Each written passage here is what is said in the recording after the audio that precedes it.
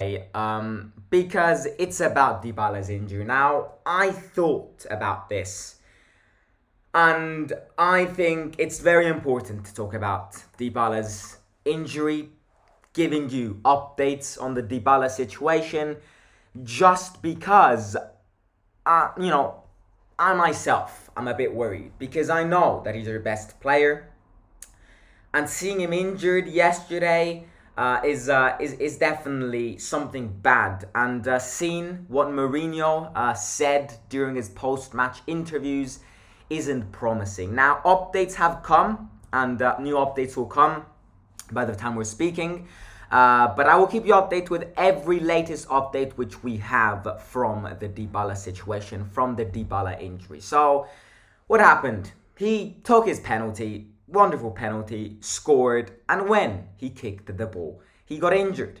Yes, it's insane because this curse never ends. Now, it really makes you wonder how it's possible to keep on going like this when every match we play, we get someone injured. It's insane. It is bloody insane. It's a curse. This is literally a curse. We have so many players injured. You know, basically all of the players which we bought from the transfer market are injured. Now, obviously, some are injuries which we knew about. Dybala, we already knew, was a fragile player. I do think that doesn't mean anything. I do think that Dybala is dragging this team, and that's exactly why I think it's important, to not downgrade him because he's a fragile player, because he's been dragging this team. But we knew that it was a fragile player. He had so many injuries at Juventus, and then obviously we have more unlucky injuries, such as Gini's injury. That's something which we couldn't have, we couldn't have programmed. Controlled, and yeah. But yeah, I mean, basically all of our transfer market is collapsed, and has collapsed in these last 2 months since the league started. Now, just before getting into the really negative part of this live stream, which is obviously Dybala's injury, let me give you a positive note. If we can even find a positive note out of this. Karsdorp is back training with his team, with the others. So that doesn't mean that Karsdorp will be ready on Thursday. That does not mean it. But I think Karsdorp will be back in about 1 week, 2 weeks. But it's good that he's back playing with his teammates. So that's the only positive thing which I can find, apart from the 3 points which we won. Yes, we didn't play best. We didn't play good. We should have dominated and scored 5 more goals against that Lecce side. But a win is a win. I'll take the 3 points. And yeah, I mean, let's get into the Dybala situation, because it's the most important part out of that match. It's exactly that. Now, what do we know? After yesterday, we had two clear signals that it was something long, something painful, something which needed a lot of time to get back going. One thing was Dybala crying. I mean, not crying, but Dybala's teary eyes sitting on the bench. And the second thing is what Mourinho said in his post-match interview. From these two things, you can immediately, without no doctors, no medical checkups, with two emotions, Mourinho's frustration and Dybala's teary eyes, you could have instantly figured out that it was something painful, something bad. And the problem is that, now don't get me wrong, it's not an ACL injury. It's not a bone injury, which would have been 10 times worse, but it's a muscle injury. And sometimes muscle injuries are bad, especially if your name is Paulo Dybala. Now, what Mourinho said, if you didn't listen to in the post-match interview, was that he said something along the lines of, I'm saying it's bad by not say it's really, really bad. Now, that's a word game. I'm saying Dybala's injury is bad to not say that it's very bad. And then he also said he spoke with Dybala and he said that it's something major. So flash forward actually 24 hours, and literally like 20 minutes ago, we have, after so many medical checkups during today, we have Gianluca Di Marzio confirming which Dybala will be out for 4 weeks to 8 weeks, which means that he will miss the Europa League matches. He will miss the derby, and that's the most annoying part, because if we had one thing to hurt Lazio was Dybala, now I think right now at time of speaking I would 100% say without Dybala the Lazio are the favourites for the derby. A derby is a derby. We're their biggest rivals. We absolutely hate them. So obviously it's Roma against Lazio. So technically we're at home. The stadium will be ours. But right now, if I need to say something negative, is that we're, not having Dybala for the derby, I do think Lazio are a teeny tiny bit more complete as a team overall. But again, a derby is a derby. Look at last season. We battered them 3-0. So anything can happen in a derby. But obviously Dybala will be out for the derby. Now the big question, which Dybala will probably be worried about, Mourinho will probably hope that he won't go, is the World Cup discussion. Now, Dybala wants the World Cup. Now, if there's one thing which Dybala wanted the most within these matches was going to the World Cup. And this injury puts a big question mark on his presence in Qatar in a few months. Because in about 4 to 8 weeks' time, we shall see if the Argentina manager decides to give him a call-up. If he doesn't give him a call-up, it's good for us because we can avoid him getting even more injured. But it's very bad for his morale because he trained so much for this World Cup, which sucks. Poor Dybala, but life is life. Life is tough, and yeah. So the World Cup right now is a very, very, very big risk for Paulo. But the injury just happened. The World Cup is in about 2 months, something like that, 1 month and a half. So we've got a lot of time in between that to see how Dybala goes, to see how his rehab goes, and all of that. But sticking to Roma, Dybala will be out for basically until the World Cup ends, which is a lot of big matches, especially the Europa League games, and yeah. So it's confirmed, Dybala will be out for 4 to 8 weeks. But just one thing which I need to mention, which really pisses me off so much. This morning, going to school, turn on the radio, about, it's like a podcast. No, it's not even a podcast. It's absolute a bullshit thing where journalists speak about the weekend in the Serie A. And I heard 2 journalists saying 2 different things on Dybala.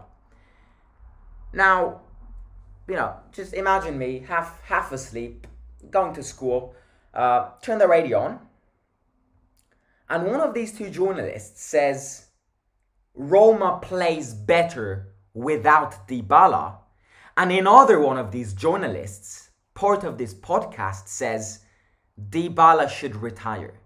Now I ask myself, people get paid to say absolute bullshit nonsense.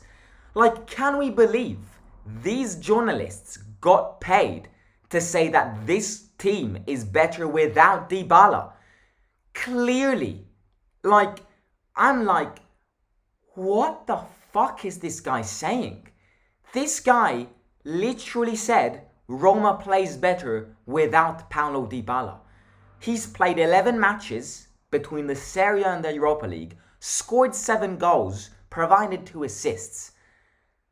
I'm sorry, man. Without Dybala this season, we would be around the 13th position, 13th, 14th, 15th position.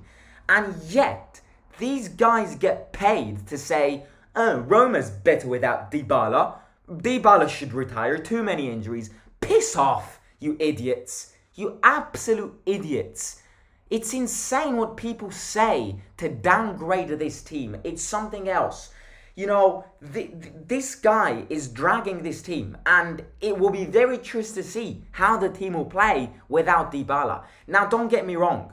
We won a Conference League title last season without Dybala and with the players which we have right now. But Dybala at the start of this season, the two teams, right now, Roma right now, at time of speaking, compared to Roma last season when they won the Conference League, yes, there are many differences. It's the same exact players, but we've got completely different mentalities in some players. Tammy looked like prime Ronaldo last season. This season, don't get me wrong, he did give a positive impact yesterday, I think, to the match, but he's not scoring the goals.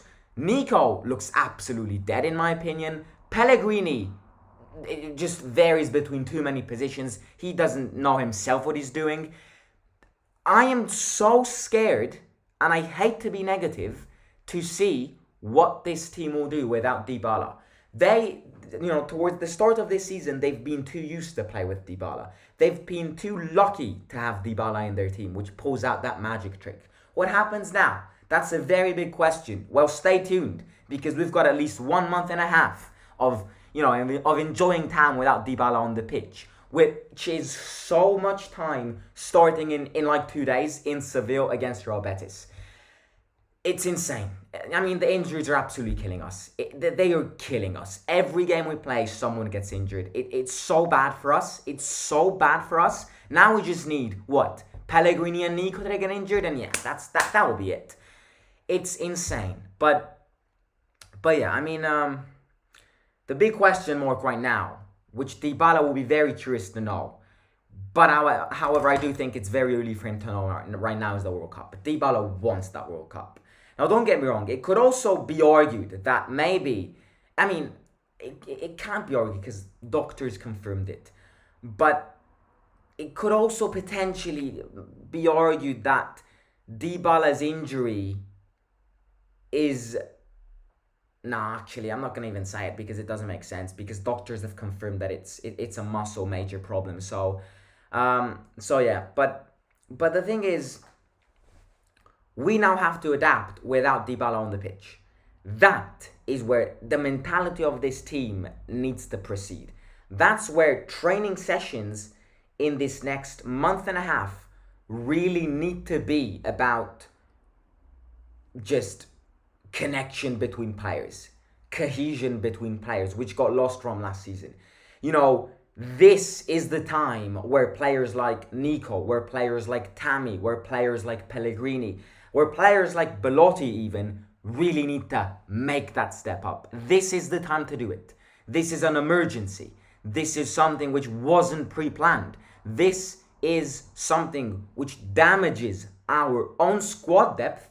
This is where Tammy, Pellegrini, these players really need to turn up, really need to step up, and especially really need to get that accuracy back going. Because yesterday, again, we've missed so many chances.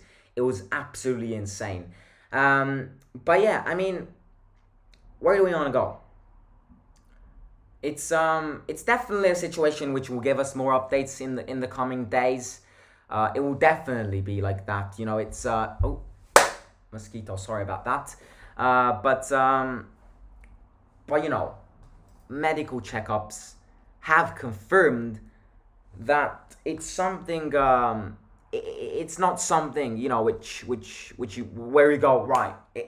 2 weeks and we'll be back. It's not like that. It takes more time, and it is something major. So what do we have now? We have Dybala out. We have Celik out. We have Wijnaldum out. We have Darboe out.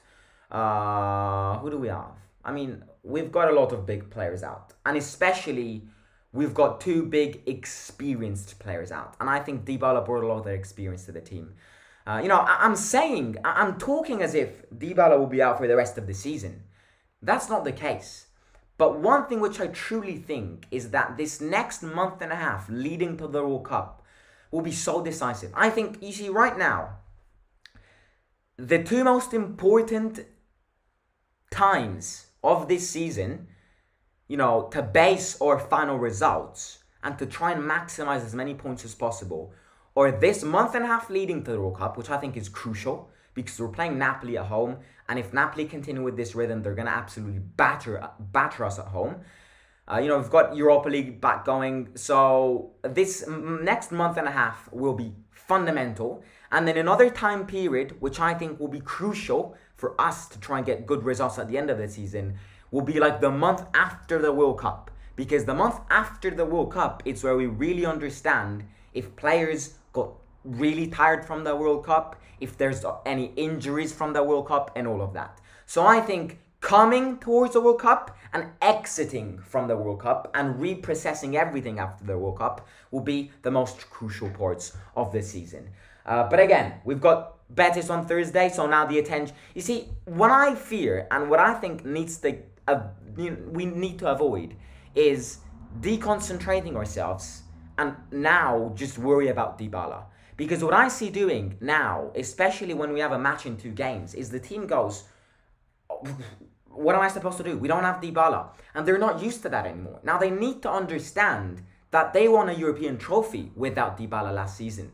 But right now, they've been too used to have Dybala in their team that they need to get adapting without him back again, which is something which we lack. We can win matches without Dybala. Last season was a clear example of that.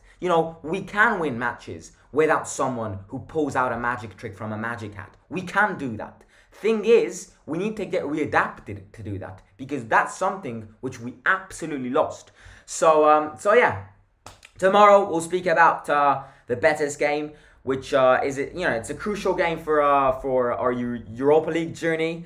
I think a draw wouldn't be too bad, especially if you connect all of these injury problems to the team's morale, to the team's mentality. I would definitely take a draw from the Benito Villamarín, but obviously the mentality needs to be a winning mentality. We go there to get 3 points, just like Betis did when they came at our home 1 week ago. But yeah, ladies and gentlemen, if you haven't already, make sure to smash the subscribe button. Let's try and get 6,000 subscribers as fast as possible.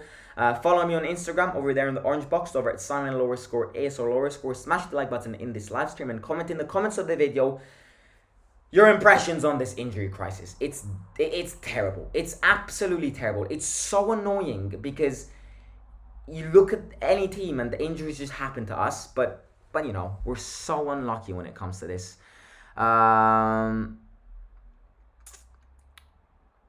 Do you think Dybala's injury might actually get players like Tammy, Pele clocking? I hope so. I mean, they need to do that. So yeah. Do we know what injury he has specifically? It's a muscle thigh injury. I think it's a strain, as Cal Frickson says in the chat. Roma can't rely on one player. I agree, but Dybala was crucial to us. But we have to adapt without him. It's life. 7 goals is insane for Dybala. Especially, he got 7 goals and 2 assists in 11 games. That's so much. That is so much. Dybala should take his time, fully recover.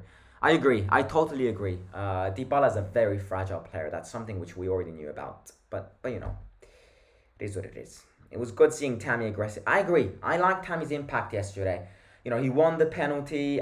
To be honest with you, I don't even know if it was a penalty. It was right in front of me yesterday, but I don't know why. But I didn't see it really well. Either way, who cares? We won. But yeah, Tammy, I liked the impact. He should have potentially buried one chance he had yesterday, but I don't think he's the man to blame yesterday. I think I'd rather blame Nico than Tammy yesterday, if you see what I mean. But yeah, I'll catch you tomorrow for the Betis preview. Very important game. You do not want to miss it. Simon out.